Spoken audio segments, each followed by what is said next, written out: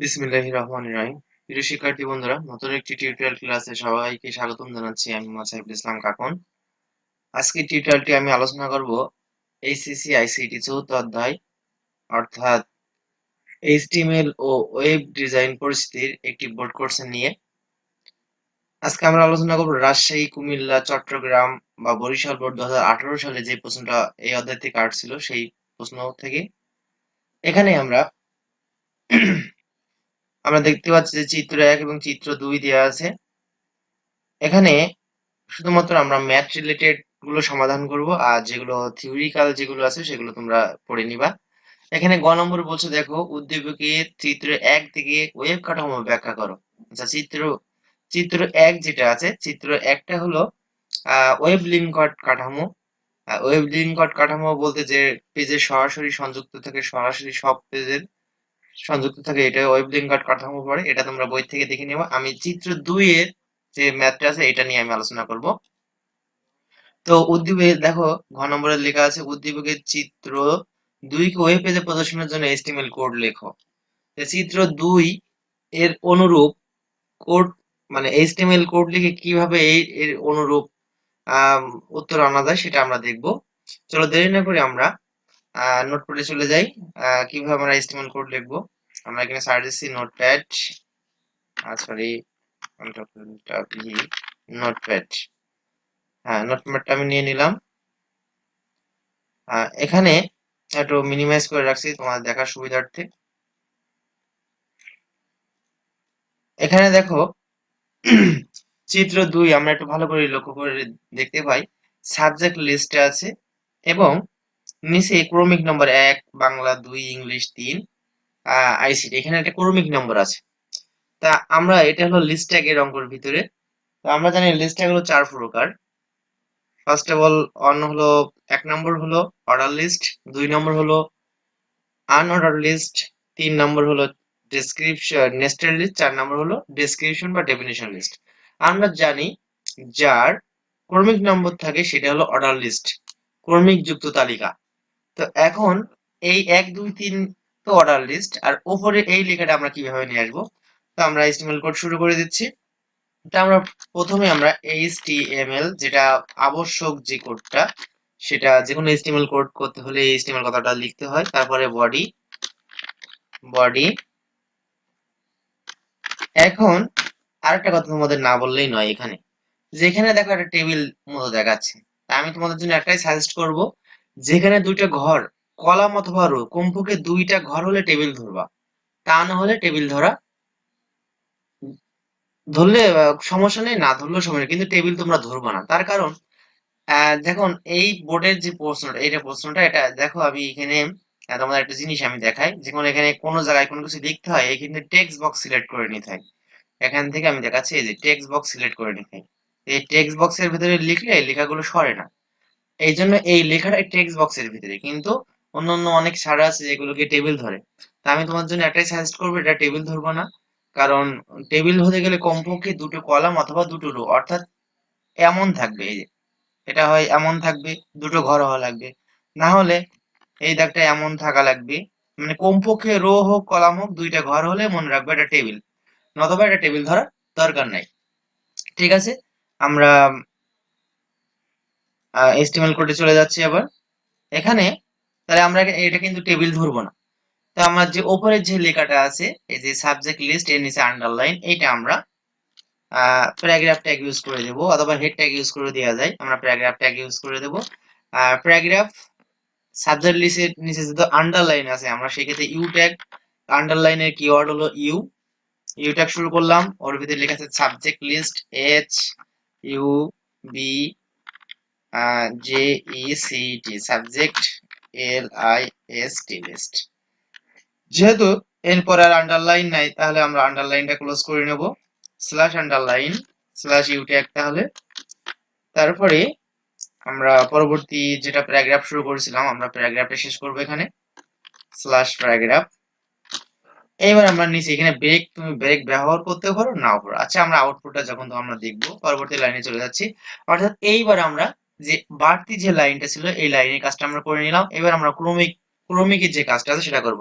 আমরা জানি ক্রমিক থাকলে সেটা অর্ডার লিস্টে, আমরা অর্ডার লিস্টের কিওয়ার্ড হলো ওএল, ওএল শুরু, টাইপটা দিয়ে দেবো, টাইপটা ধরনটাকে, অর্ডার লিস্টের ধরনটা কি, নাম্বার সিস্টেমে, না হলে এবি 1 2 3, না হলে এবিসি, না বড় হাতের এবিসি, না রোমান সংখ্যায় ক্রমিক নম্বর, সেইটা আমার ধরনটা দিতে হবে।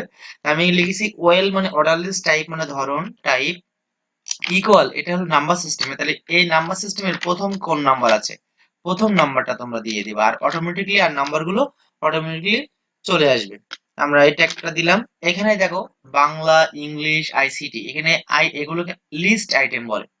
তা আমরা এই অর্ডার লিস্ট অঙ্ক দিলে দুটো কিওয়ার্ড জানা লাগে। একটা হলো ওয়েল, ওয়েল মানে অর্ডার লিস্ট, আর এই ভিতরে যে বাংলা, ইংলিশ, আইসিটি এগুলো বলে লিস্ট আইটেম, অর্থাৎ এর লিস্ট আইটেমের কিওয়ার্ড হলো এলআই।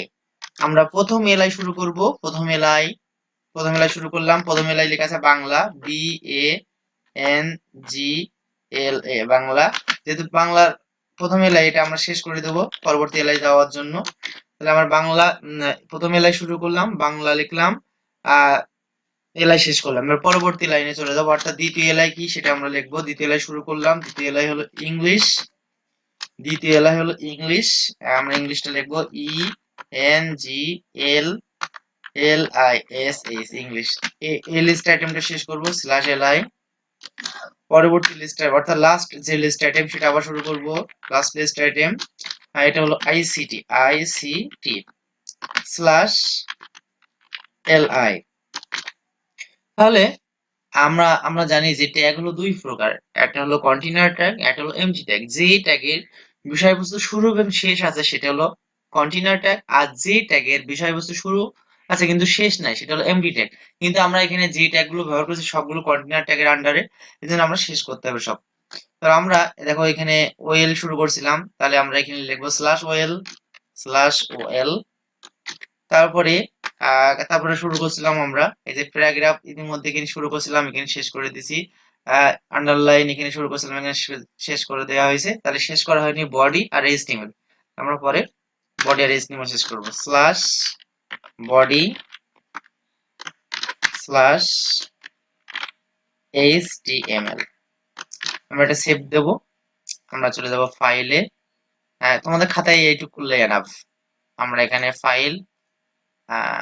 ফাইল সেভ অ্যাজ, আমি সেভ করে তোমাদের আউটপুটটা দেখা দিচ্ছি। আমরা ডেস্কটপ সিলেক্ট করব, ডেস্কটপ। আমি এখানে যেহেতু একটা অর্ডার লিস্ট অন করেছি, আমরা যদি লিখলাম order list, ORDER order list, LIST list, লাস্টে .html, সেভের এক্সটেনশনটা দিয়ে দেব, সেভ। আমরা মিনিমাইজ করলাম, মিনিমাইজ করে রাখছি। দেখো ডেস্কটপে এই যে অর্ডার লিস্ট নামে একটা সেল চলে এসেছে ক্রোম ব্রাউজারে। আচ্ছা, এটা আমরা ওপেন করলাম ডবল ক্লিক করে। ওপেন হইতে কিছুটা সময় নিবে, হয়তো প্রসেসিং একটু স্লো আছে। যাই হোক, আমরা দেখি আউটপুটটা কি আসে।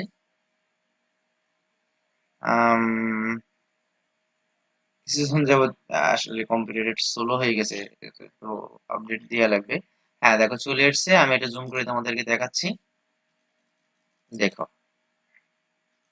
এই সাবজেক্ট লিস্ট, আন্ডারলাইন এবং যে ক্রমিক নম্বর যেটা 1 2 3 ছিল সেভাবে চলে এসেছে। এখন যদি তোমাদের ছাড়ে যদি বলে, আমি বারবারই বলছি কোডটা আমি বারবার ভালো করে দেখাই দিচ্ছি, যে আমরা জানি HTML বডি, এটা যে কোনো HTML কোড শুরু করার সময় নিতে হবে। আর কোনো লেখাকে প্রেজেন্টেশন করতে হলে প্যারাগ্রাফ ট্যাগ ইউজ করতে হবে। প্যারাগ্রাফ ট্যাগের কিওয়ার্ড হলো পি। কোনো লেখার নিচে যদি আন্ডারলাইন থাকে তাহলে আন্ডারলাইনের কিওয়ার্ড হলো ইউ ব্যবহার করতে হবে, যেহেতু সাবজেক্ট লিস্টের নিচে আন্ডারলাইন ছিল। যেহেতু আন্ডারলাইন সাবজেক্ট লিস্টের মধ্যে সীমাবদ্ধ ছিল, সুতরাং সাবজেক্ট লেখার পরে আমরা আন্ডারলাইন স্ল্যাশ করবো, প্যারাগ্রাফ স্ল্যাশ করবো। আর নিচের গুলো তো অর্ডার লিস্ট। তো আশা করি তোমরা সুন্দরভাবে বুঝেছো। যদি এই বিষয়ে কোনো কোশ্চেন থাকে অবশ্যই আমাকে জানাতে ভুলবে না। আর পরবর্তী ক্লাস দেখার আমন্ত্রণ জানিয়ে আজকে এই টিউটোরিয়াল এখানে শেষ করছি। সবাই ভালো থেকো, সুস্থ থেকো। আল্লাহ হাফেজ।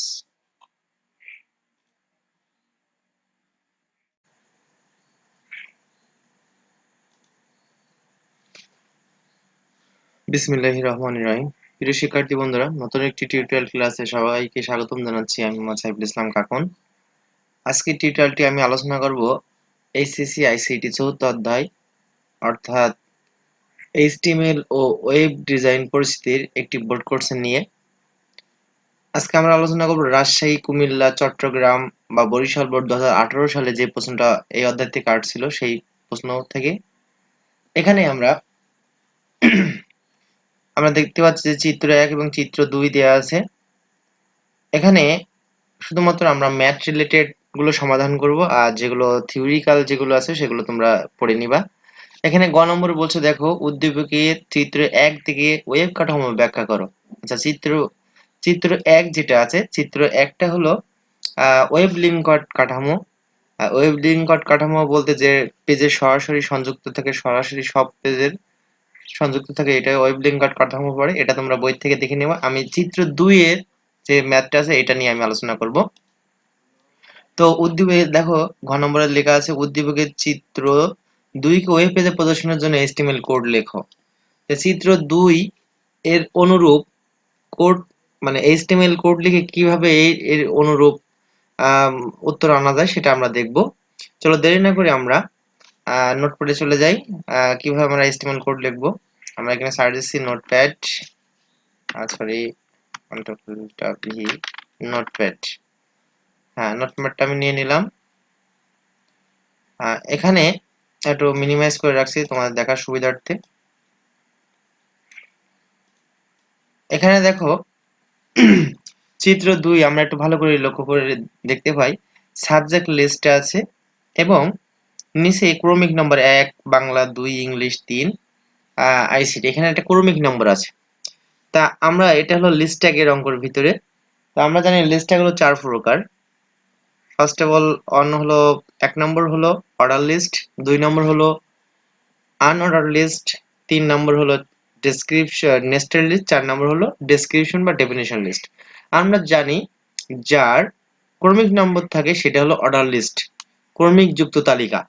তো এখন এই 1 2 3 তো অর্ডার লিস্ট, আর উপরে এই লেখাটা আমরা কিভাবে নিয়ে আসবো। তো আমরা HTML কোড শুরু করে দিচ্ছি। এটা আমরা প্রথমে আমরা HTML যেটা আবশ্যক যে কোডটা, সেটা যে কোনো HTML কোড করতে হলে এই HTML কথাটা লিখতে হয়। তারপরে বডি। এখন আরেকটা কথা তোমাদের না বললেই নয়, এখানে যেখানে দেখো একটা টেবিল মতো দেখাচ্ছে, তা আমি তোমাদের জন্য একটাই সাজেস্ট করব, যেখানে দুইটা ঘর কলাম অথবা রো, কমপক্ষে 2টা ঘর হলে টেবিল ধরবা, তা না হলে টেবিল ধরলে সমস্যা নেই, না ধরলেও সমস্যা নেই, কিন্তু টেবিল তোমরা ধরবা না। তার কারণ দেখুন এই বোর্ডের যে প্রশ্নটা এটা দেখো, আমি এখানে তোমাদের একটা জিনিস আমি দেখাই, যখন এখানে কোনো জায়গায় কোনো কিছু লিখতে হয় এখানে টেক্সট বক্স সিলেক্ট করে নিতে হয়। এখান থেকে আমি দেখাচ্ছি, এই যে টেক্সট বক্স সিলেক্ট করে নিতে হয়।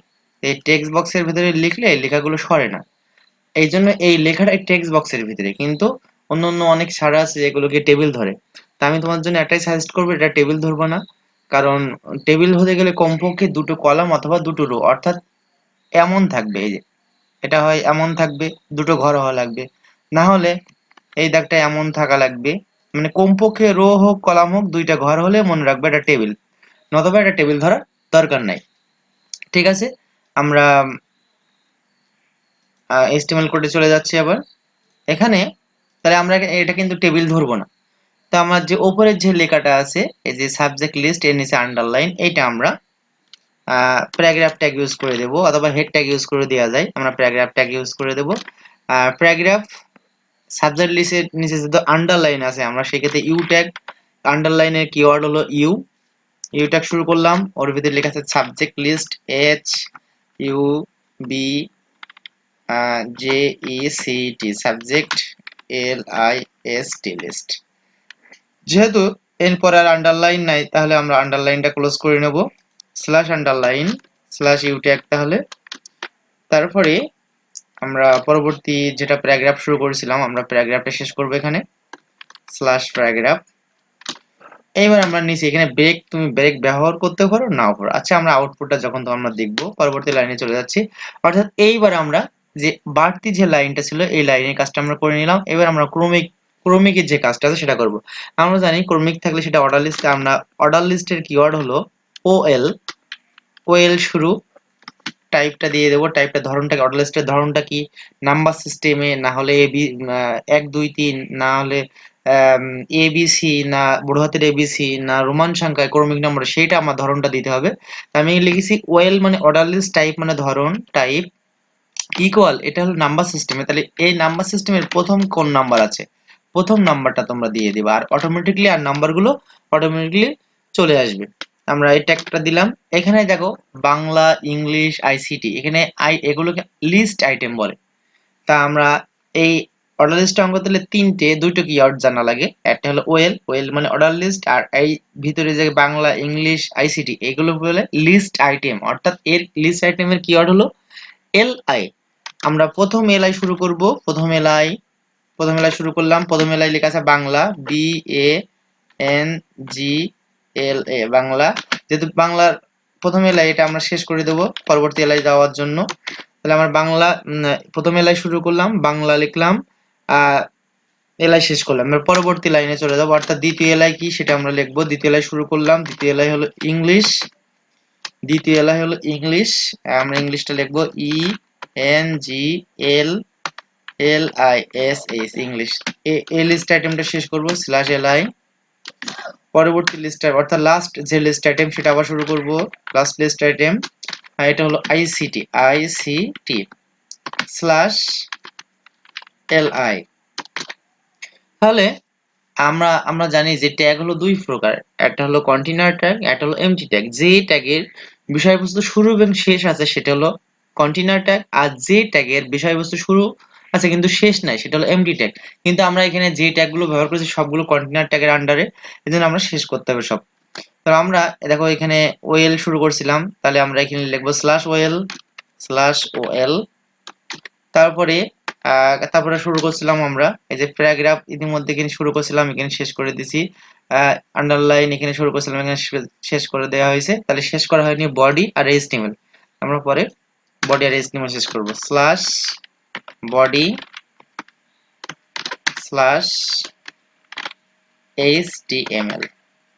আমরা এটা সেভ দেব। আমরা চলে যাব ফাইলে।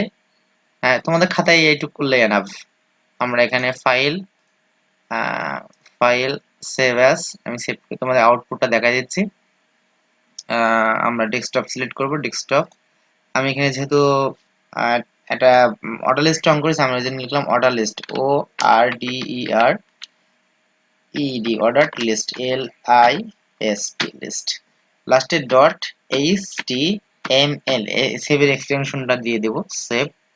আমরা মিনিমাইজ করলাম, মিনিমাইজ করে রাখছি। দেখো ডেস্কটপে এই যে অর্ডার লিস্ট নামে একটা সেল চলে এসেছে ক্রোম ব্রাউজারে। আচ্ছা, এটা আমরা ওপেন করলাম ডবল ক্লিক করে।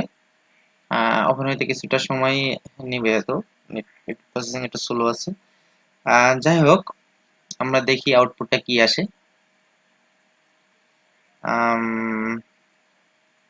কিছুক্ষণ যাবত আসলে কম্পিউটার একটু স্লো হয়ে গেছে, একটু আপডেট দেওয়া লাগবে। হ্যাঁ দেখো চলে এসেছে, আমি এটা জুম করে তোমাদেরকে দেখাচ্ছি। দেখো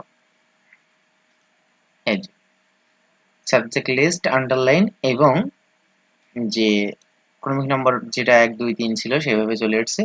এখন যদি তোমাদের ছাড়ে যদি বলে, হ্যাঁ আমি বারবারই বলছি, কোডটা আমি ভালো করে দেখাই দিচ্ছি, যে আমরা জানি HTML বডি, এটা যে কোনো HTML কোড শুরু করার সময় নিতে হবে। আর কোনো লেখাকে প্রেজেন্টেশন করতে হলে প্যারাগ্রাফ ট্যাগ ইউজ করতে হবে। প্যারাগ্রাফ ট্যাগের কিওয়ার্ড হলো P। কোনো লেখার নিচে যদি আন্ডারলাইন থাকে তাহলে আন্ডারলাইনের কিওয়ার্ড হলো U ব্যবহার করতে হবে, যেহেতু সাবজেক্ট লিস্টের নিচে আন্ডারলাইন ছিল। যেহেতু আন্ডারলাইন সাবজেক্ট লিস্টের মধ্যে সীমাবদ্ধ ছিল, সুতরাং সাবজেক্ট লেখার পরে আমরা আন্ডারলাইন স্ল্যাশ করব, প্যারাগ্রাফ স্ল্যাশ করব। আর নিচের গুলো তো অর্ডার লিস্ট। তো আশা করি তোমরা সুন্দরভাবে বুঝেছো। যদি এই বিষয়ে কোনো কোশ্চেন থাকে অবশ্যই আমাকে জানাতে ভুলবে না। আর পরবর্তী ক্লাস দেখার আমন্ত্রণ জানিয়ে আজকে টিউটোরিয়াল এখানে শেষ করছি। সবাই ভালো থেকো, সুস্থ থেকো। আল্লাহ হাফেজ।